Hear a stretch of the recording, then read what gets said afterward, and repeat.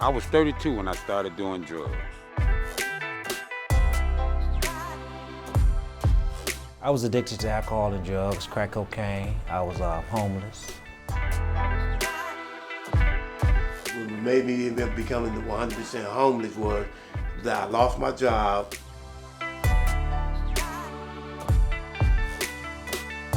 An individual making from the stage 1 to the stage 2 is about 40%.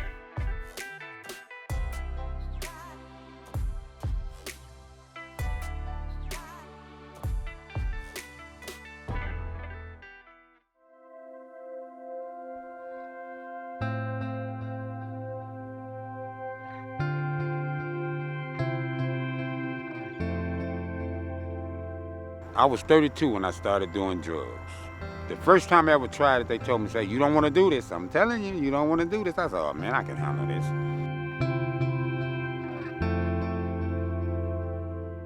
I've been homeless for like 7 years, and I done seen a lot.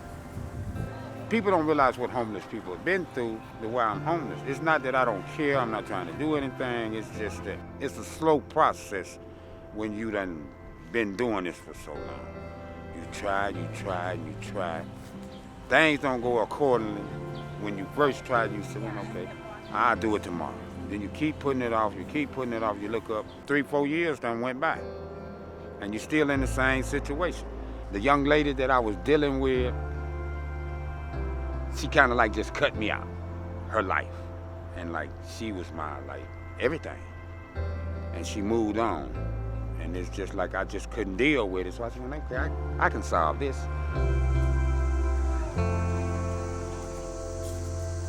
And I took an abandoned building and made a house out of it for myself. I just literally took it and nailed it up and boarded it up and moved in. This is where I stayed, right here. All of this stuff that's around here on the floor, all of it belonged to me. I slept right there. I stayed here for about a year and a half, right here, in the cold. I'm talking about cold, snow blowing through my open window. And then I had a couple roommates, you know, and all three of us stayed here and toughed it out, you know, because we didn't want to leave. We had got too comfortable with being here. But hey, you see that this is not really no place for nobody to be. A real good day, I might end up with having a room for the night, you know. And that was a blessing when you get enough money, you when I ain't got to sleep outside, and I can go watch TV for a night. For one night, I can just be away from this. What was my life like before I was homeless? It was great. I worked for Elias Brothers for 12 years, a cook. Then they gave me a job as a district manager. I had a wife. I raised 2 daughters. I said, when my kids get old, they're gonna be able to go to school, they're gonna be able to go any college they wanna go to, and stuff like that. I had goals. It wasn't a bad thing until I got off into the drugs. Now that's how the trend started to going down, from that perfect life to this life that I'm living now, is that there. I wanted the drug life, but I didn't want it. I wanted it on my terms. And you can't do drugs on your terms. You can only do drugs on drugs' terms. That's how I ended up getting to be homeless, because that's all I cared. I got to the point where all I cared about was drugs. Where I'm gonna get my next rock from. That's all I cared about.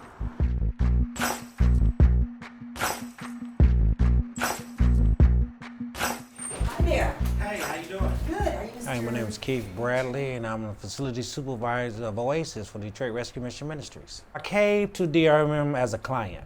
I was addicted to alcohol and drugs, crack cocaine. I was homeless, penniless, friendless, spiritualless. I was just in need of some help. So I went to our 3rd Street site, knocked at the door, and asked for some help. The services that DRM provides are, we have shelters for our clients. We have transitional housing, permanent supportive housing. We have inpatient treatment center for our clients. But the most important thing we do, we reintroduce our clients back to Christ. Hey, Chris, how you doing, man? You all right? Good. Yeah, good seeing you again. Call 800-790. We try to save souls. That's our first goal. You're a teenage, John. Then we deal with their physical needs, as far as feeding them, housing them, in any area of their lives we try to assist them with. Daryl, he's in stage 1. Stage 1 client is a client that's coming into our shelter. He or she is struggling with alcohol or drugs or homelessness or mental illness, and we have an emergency overnight shelter for a stage 1 client. Next man, come on up. How you doing? All right. All right. Any cigarettes, anything? Cigarettes, lighter? Put your name on your cigarettes. Thank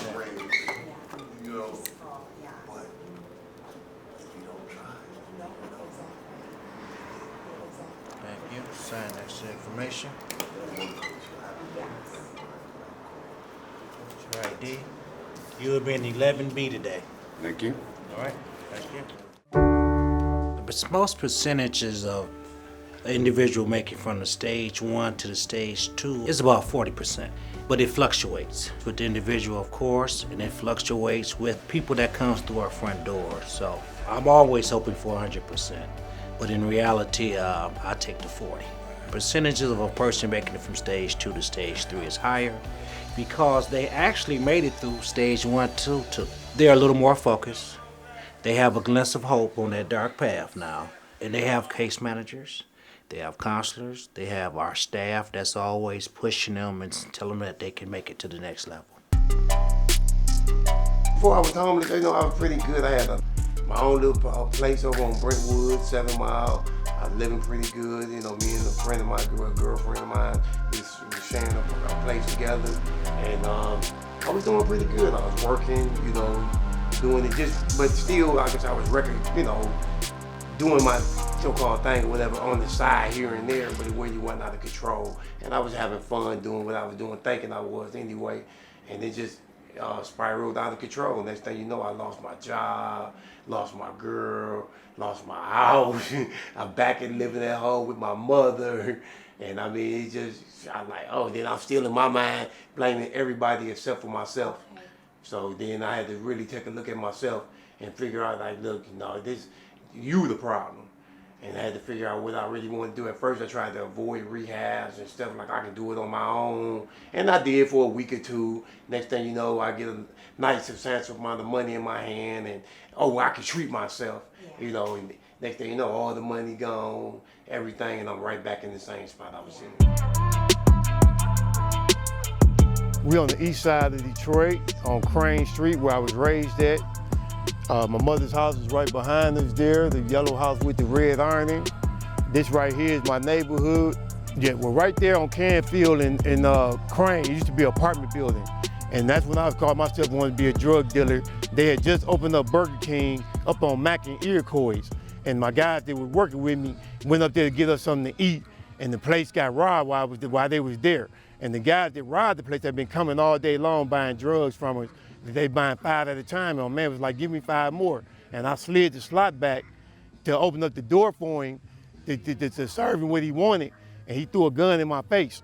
And I grabbed the gun, he shot me in the hand, I ran, he started shooting through the place. They tried to kick the door in, but they couldn't get in, and luckily I only got shot in the hand that time. And that every time I go down that way, that be one of the things that flash in my head. The apartment building, it's a vacant lot also now, like most of the things around here in this neighborhood. But, that was just like really traumatic for me.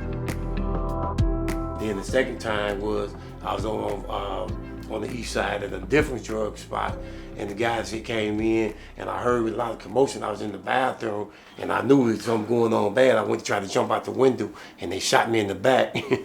So that time, then another time when I think some guys that was trying to get drugs was trying to turn around and try to rob me at the gas station, and I gave them everything that they wanted, and they still shot me in my leg, then shot in my femur bone. Then the very last time, they knocked me out, took all my clothes and everything, and it was in the wintertime. My feet got frostbitten, and my toes got frostbitten.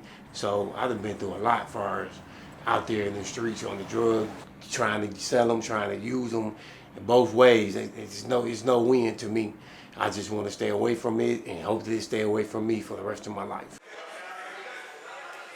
Well, my daily routine right now is I usually, when we get up at 7, we have breakfast, And then I usually come back after breakfast, and if I don't have like a doctor's appointment or, job interview, because I'm trying to find a regular job, if I don't have nothing like that, I watch TV or something, and maybe call my kids or something like that and check on them.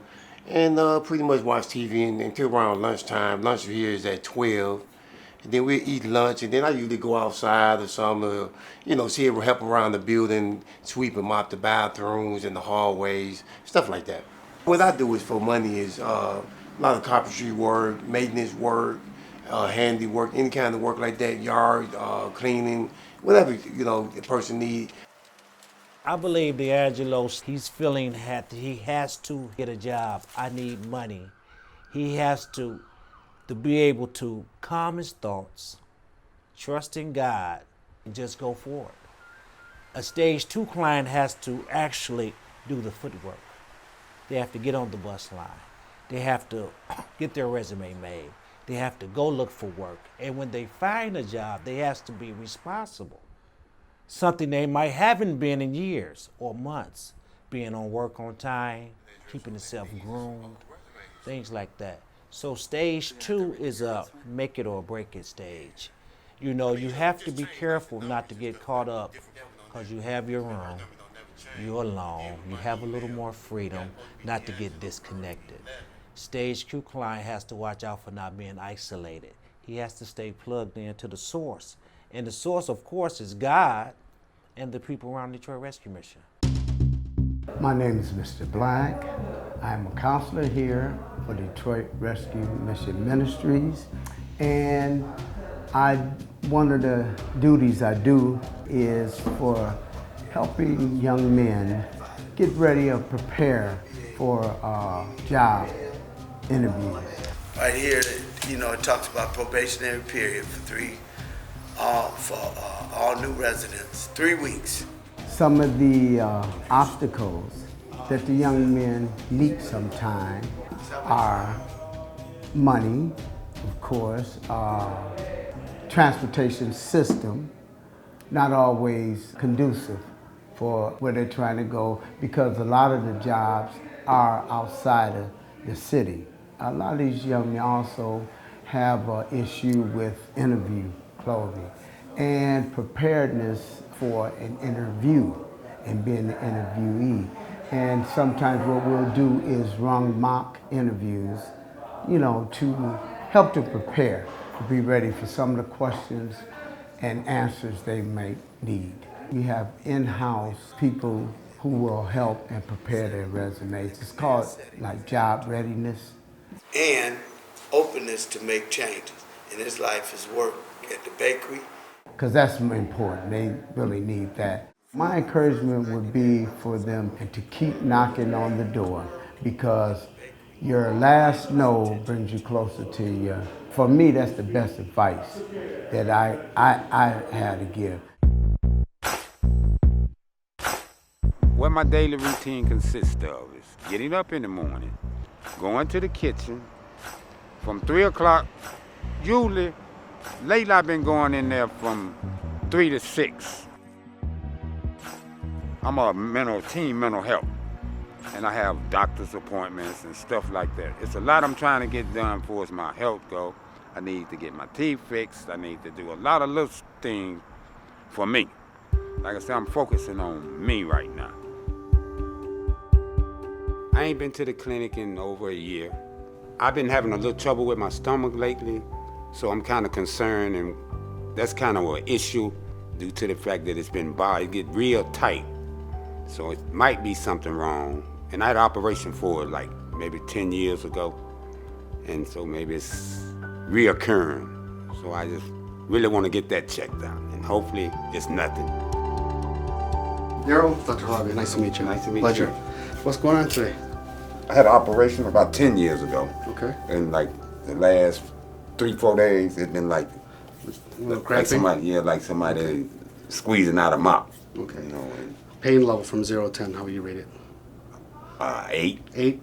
Okay, what we're gonna do is, there's a couple of possibilities what might be going on with you. It could be GERD, reflux. When you eat like fatty foods, you'll have that acid reflux. Okay. Okay, that can cause it, and also it could be H. pylori, a little bacteria that causes peptic ulcer. Okay. You can have pain during foods. So we'll do that, but the most important thing is male preventive examination. What you need is, we need an exam that focuses on male things, okay? Okay. Prostate, you need a colonoscopy because of your age. Okay. We need to get your records to see what vaccination you had been done already. Okay. Okay, and also your smoker, so we're gonna maybe do an X-ray of chest. I do hear something in this area. Okay. Which I will do an X-ray. Okay. Okay. And we'll do some blood tests and go from there.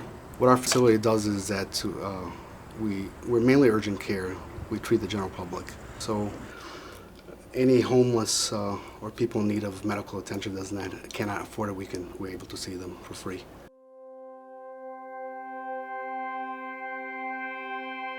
I believe Daryl, his biggest fear is fear. Fear of the unknown, because he's never been there. You know, Daryl is fragile right now. Daryl needs some good support around him.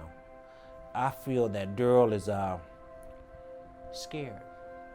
It's a healthy fear. I have been there myself. It's a healthy fear.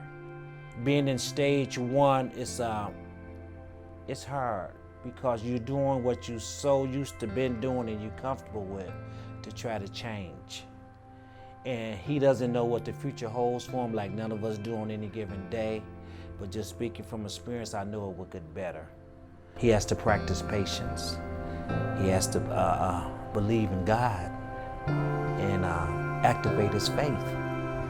But that's why the Detroit Rescue Mission is here, to help him through this journey.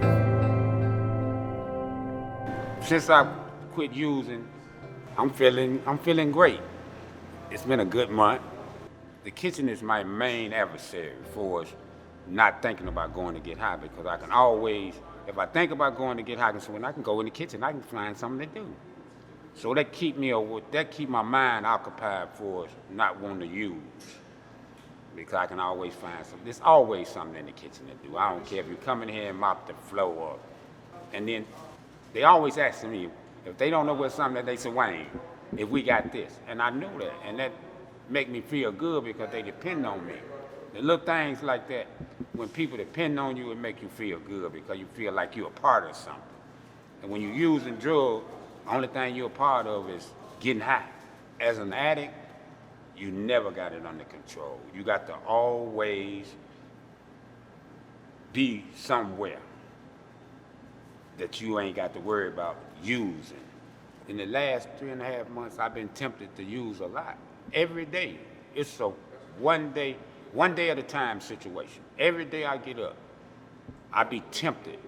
Continue to bless us in all your marvelous and wonderful ways, we pray. Then I got Mr. Bradley. He come ask me every day, check on me every day. How you feeling, Mr. Burroughs? You know? And that's a good thing, because that's showing that he care about my well-being, you know. For me to be a total stranger to him, he just done took me and like say, if I can help you any kind of way, I'm gonna do it. If I feel like I want to use, I can call them any time of night, and they'll get up and they'll talk to me, and you know, I can feel better. You know, it's always, you can call somebody when you want to use, that's a great thing. But if you ain't got nobody, you say, well, okay, I just go use. Ain't nobody gonna know. And that's what, when you're getting high, that's what you do a lot. You look for an excuse to go get high. Any little thing. And I don't have that problem no more. And I see people now and they say, well, Wayne, where you been? I stay at Oasis, you know. And they said, well, hey, you ain't getting high no more? I said, no. They said, well, I got a couple, come on. First thing I said, well, you still got it. And I keep walking.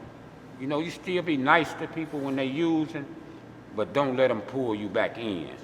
Because once you get back in, it's hard to get out. And by the grace of God, all the time I done been out there getting high, I done had a few bad experiences, but I'm still here. I don't want to live that life no more.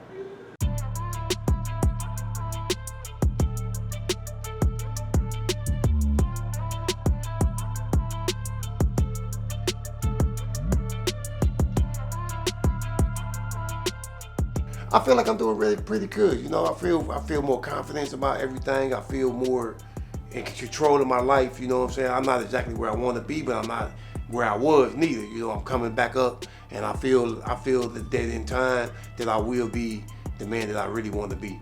You know, but right now I feel like I'm in a good place, and DRMM, they help me as much as they can on everything. If I have any problems or anything like that, it's always somebody I can talk to. In the future, I would like to get my own like apartment or whatever, vehicle, transportation, do a lot more things. I have grown daughters and grandkids, and you know, I would like to be a lot closer to my grandkids' life and be able to, you know, be the grandfather that they would want me to be. You know what I'm saying? They don't, none of my grandkids, that they all young right now. They don't know about my D'Angelo, the other guy. They just know grandpa right now. And that's the D'Angelo that I want them to always know. The D'Angelo, my granddaddy, you know, proud of me. And, you know, like, know when granddaddy come around, granddaddy got some candy for us or got some, you know, something for us. You know, be the grandfather that they want me to be. Yeah, the good granddaddy. I really think that God played the biggest part in my. It's so many times when I ask myself, how do I make it through this? And it's really not me, I don't think. I think God helped me through everything. And I believe that He's keeping me here for a bigger reason, the biggest purpose. And in time, if I stay on the right path, He's going to reveal the reason why He done left me here on this earth in order to do His work and what the work that He want me to do.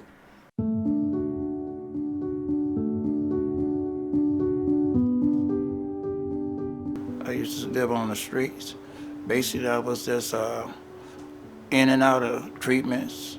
I had an addiction problem. I was caught up in that old rat race, more than saying I didn't have nothing to do and couldn't do nothing because I was so involved in getting high. I first went to DRM about 4 years ago. I remember it's a gentleman that I met named was Mr. Bradley. He worked for the DRM. He plays a big part in my life too. As far as like things like to learn and this be someone I could go to just like a big brother, he was always there for me. And I seen that in him. And he always expressed himself to me and let me know that he was there for me. He was actually the one that more than saying helped me to get a place where I'm at today. The person would be in stage 2 at least 6 months until he started developing to get to the stage where Bobby James is at in stage 3. It's you know, a 6-month process or more, but he has unlimited time here. 2 years or more he can be here. So, but at the 6-month point, he should be getting ready to take that next level. Far as maybe have a job by now. Maybe have his ID, his social security card, things that'll hold a person back.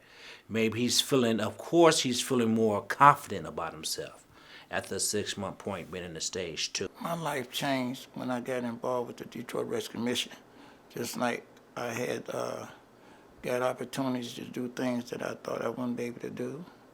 I got opportunities to go places where I thought I wouldn't be able to go. Because at that time, more than saying, I still was in the process of getting my life in order. And I had people at the Detroit Rescue Mission there for me that was helping me step by step. And further, I ended up getting a job there.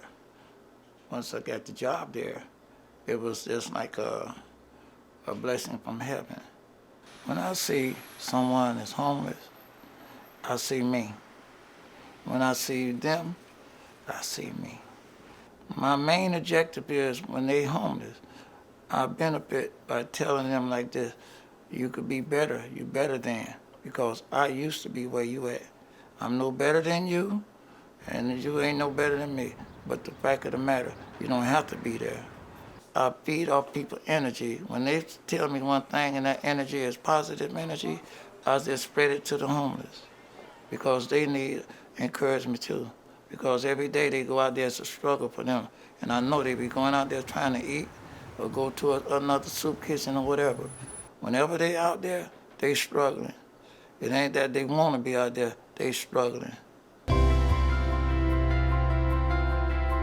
I had my apartment for approximately about maybe 2 years now.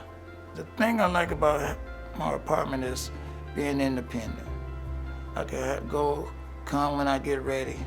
I don't have to worry about nobody telling me have to be in at a certain time. I got a curfew.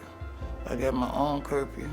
I got my own key, and I got my own independence. I love to play basketball. I'm 67 years old, and I love to play basketball. Anybody at the Detroit Rescue Mission Ministry that knows me, they call me Mr. Bobby. But I always go up on the basketball court, play ball with the youngest guys. And I could play with the best. I'm not bragging, but I know me. I could go play with them. They could be 20, 19, and I have the opportunity to whoop them. I beat them. I am a resident specialist. I've been there for over 3 years. My job is included, I have to do monitoring.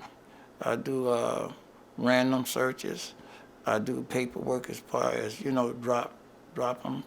And I actually do a whole lot of other little jobs that consist of what a resident specialist has to do as far as, making sure everybody's safe, making sure they don't bring no kind of paraphernalia or drugs within the building.